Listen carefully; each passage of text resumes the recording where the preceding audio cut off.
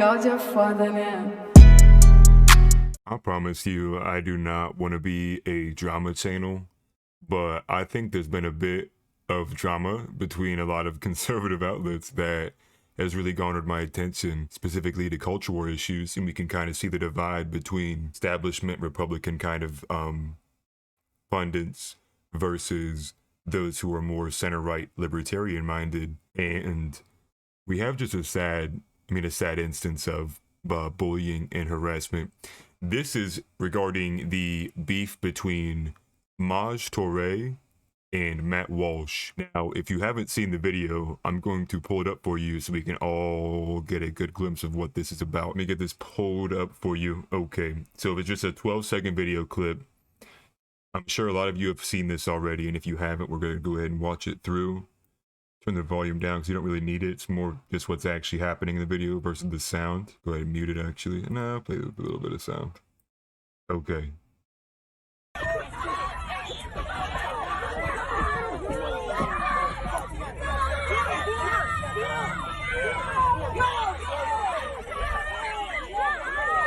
That video was a 9-year-old girl getting beat down by a much older boy. The issue that we're going to talk about, why this even became such an instance in the first place, is because, well, of course, you guessed it, race.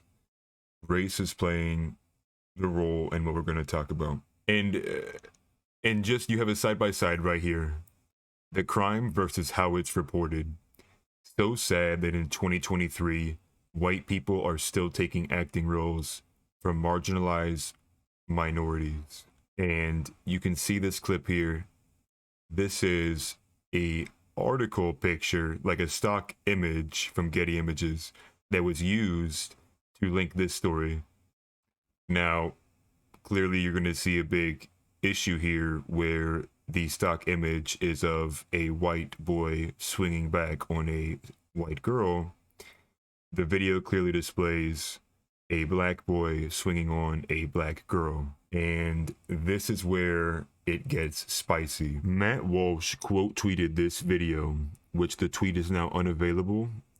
The video itself is still up on Fight Haven, I believe.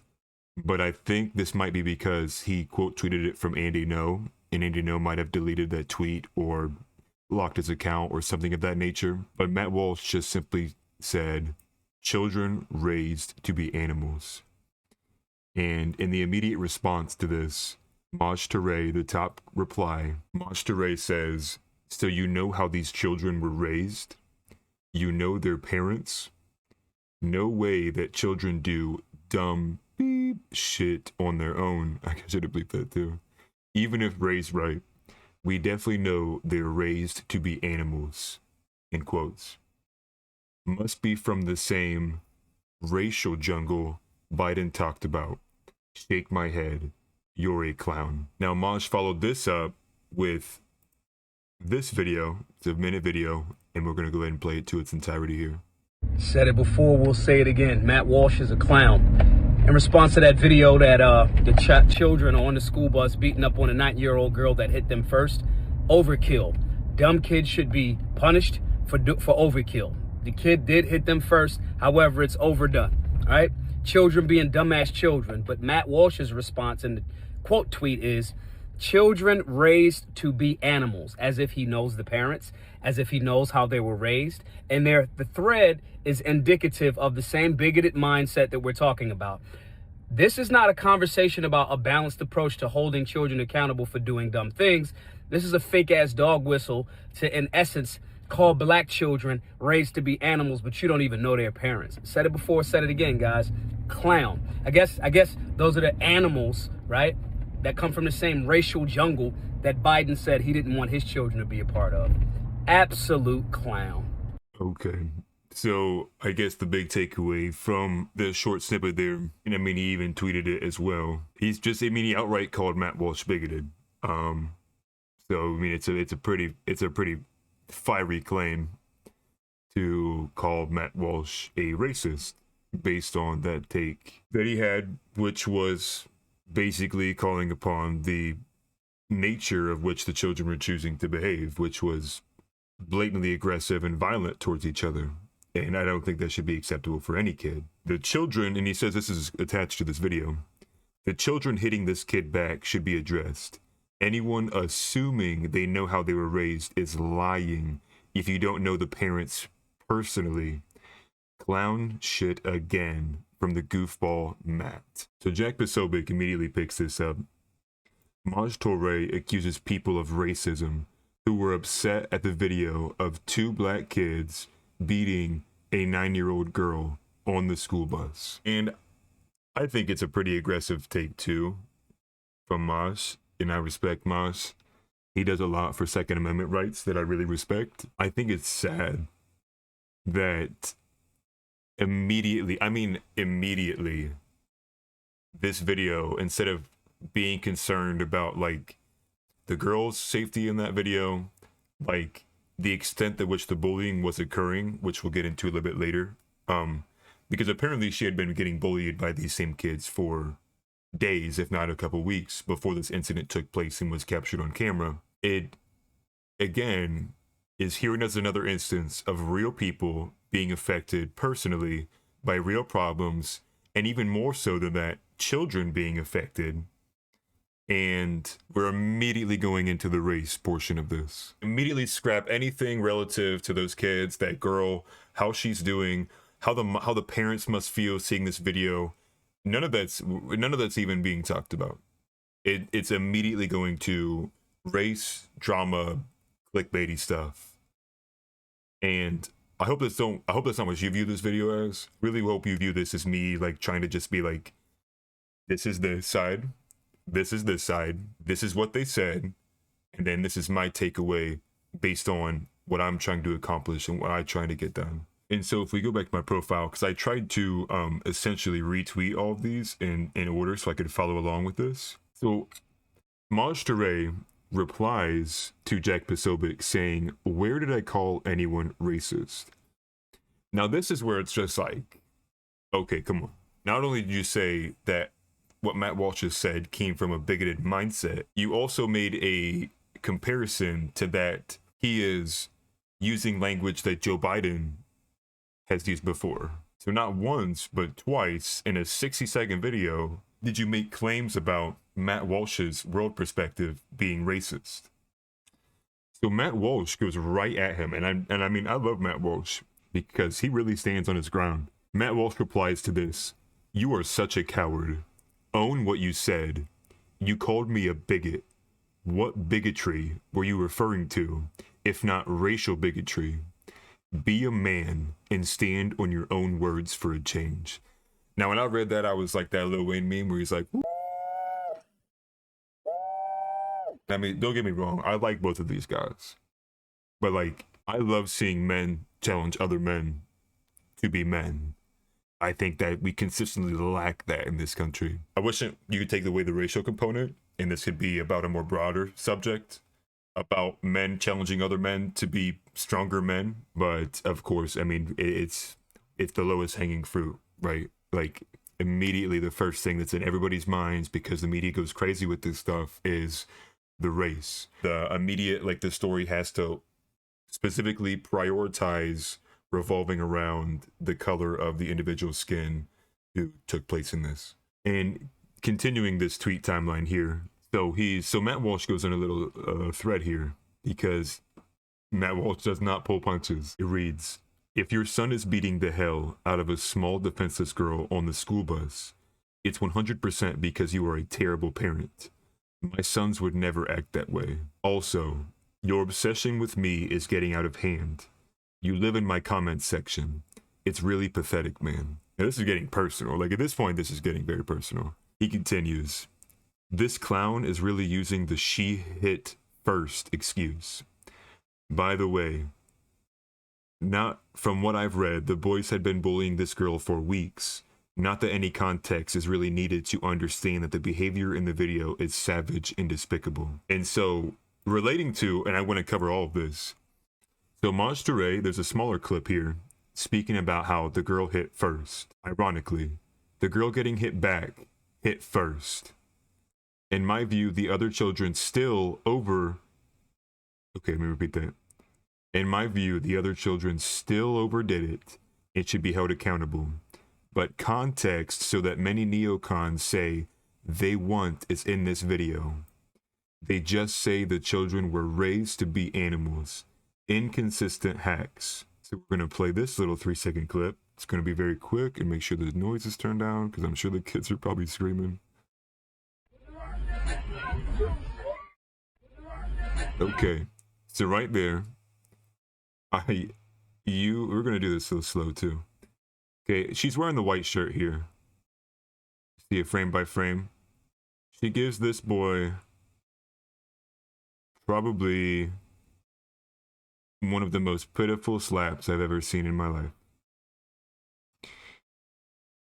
And if the context is true, that, and you can see she hits him twice, it looks like, slaps him kind of either on the shoulder or on near like the neck area. Probably didn't look was laying a face blow. She was probably trying to. And then you can see up here, brother behind her is coming in with that hook. Like that's a like about to knock you out Tyson Fury hook right there that she's trying to laying on that girl. And that's sad. Because listen, if the context is that this girl was being bullied for weeks, then she has every right. That girl has every right to stand up for herself if she feels like she's being like physically intimidated and threatened like that. Especially when it's not just one, but it seems like it was multiple boys were harassing her, not just like one big bully. It was like a group of them. I mean, even two of them it's considerably more to deal with than just one bully. And overall, it's sad. Like it goes back to what I had just said. Like here we are talking about conservative pundits arguing with each other rather than like, is this girl okay? And I believe I did, and I'll look this up here at the very end of the video. I believe I did see a statement from her mother about how the girl is okay, but they are asking for money to, I believe, switch schools and I think move around, which is understandable. Like that makes sense to me. And I believe the final piece that you have here from Matt Walsh is, this guy whines about racism more than any leftist I've encountered on this site. He's pro Second Amendment, but emulates the left in every other respect. So they're full on going completely at each other. This is kind of crazy because this came out of nowhere. And I think the video kind of was released for a day before this kind of took off. It's just a little sad. And then Matt Walsh follows it up with, I think, this final tweet on it. Keep in mind, this is the same dude who went on a multiple-day hissy fit because I pointed out that white people weren't the only ones who owned slaves. Now that I don't know about, so because I really don't know and I haven't looked into it yet, I'm not going to confirm that or have an opinion about that tweet. And I think what honestly everybody at the end of this video is probably concerned about is the girl, if she's okay. I do not know what website I'm on. cafemom.com. Hopefully I can find one that'll take me to a website I know I can trust. So apparently the child's mother claims that even though there were two adults on the bus at the time, no one did anything to help her daughter. Now that's even more sad. It's probably a bus driver and maybe a tutor or something. This is from Cafe Mom, written by Shane Rodriguez Thompson, or Shanae, maybe? Sorry if I butchered the name. So this happened in Florida. This took place at Coconut Palm K-8 Academy in Homestead, Florida. The statement from the mom, this is heartbreaking. Emotionally, I couldn't even last 2 minutes. I couldn't look at the video. Like any mother, I am destroyed. I fell to my knees, and at that moment, I said I have to do something. The child's mother, who has only been identified by the name Jenny, told CBS News. That one boy was like, he was much bigger than anybody that was in that scene fighting them. And he was landing like haymakers on her. Specifically in her head and neck. I'm not seeing anything relative to if she's okay. Oh, that's so sad. So the kids just recently started attending the school. They'd been there for 3 weeks. And if they were being bullied for longer than that, that means like the moment they started school, they probably were getting bullied almost immediately. And so her 10-year-old son was also hit by another child. I wish I knew which one was her son. She's probably in that video near the daughter. And this just goes to show like how bad some of this stuff is going on in these inner city schools here. So Jenny is pressing charges. Jenny is the mother of the daughter. Jenny is pressing charges against the school and the students who attacked her children. All ages are on that bus and it's overfilled. I used to ride a bus like that. It's not fun. It's not fun. If you've ever ridden a bus where it's like a public school, like how I used to, I mean, you will literally have kindergartners all the way to high school seniors all riding the same bus. And the bus driver, you cannot expect the average bus driver is going to end up, there's going to be an older individual for the most part, probably a male, anywhere from his, mid 40s to late 60s. I mean, even in my experience, there were times where full-on fights were happening on the bus. You could see the bus driver glance in the mirror and do like that, and then just keep driving, because it's just not worth it to him to stop the bus every 5 minutes. Every time there's some incident going on with all of these kids who are acting extremely poorly because they're not being raised to behave a proper way, you can blame the bus driver. And I think there should be more liability pressed upon the adults, especially if there were two of them on that bus when that happened. I think there needs to be probably a small investigation into the school. Well, they're pressing charges, so it's inevitable at this point that it gets looked into and they see whose failure it was, that they weren't paying attention to what was going on. Inevitably, guys, it's sad, and we see how there's a ripple right now in the conservative side of news between all the different pundits. And I really think that Steven Crowder and that Daily Wire beef kind of lit it up, because me personally, I could see a lot, like a split down my timeline on Twitter specifically, of people who I follow who all of a sudden were at odds with each other based about the stipulations in that contract that came with the Daily Wire and Steven Crowder. But I'll keep it short for that.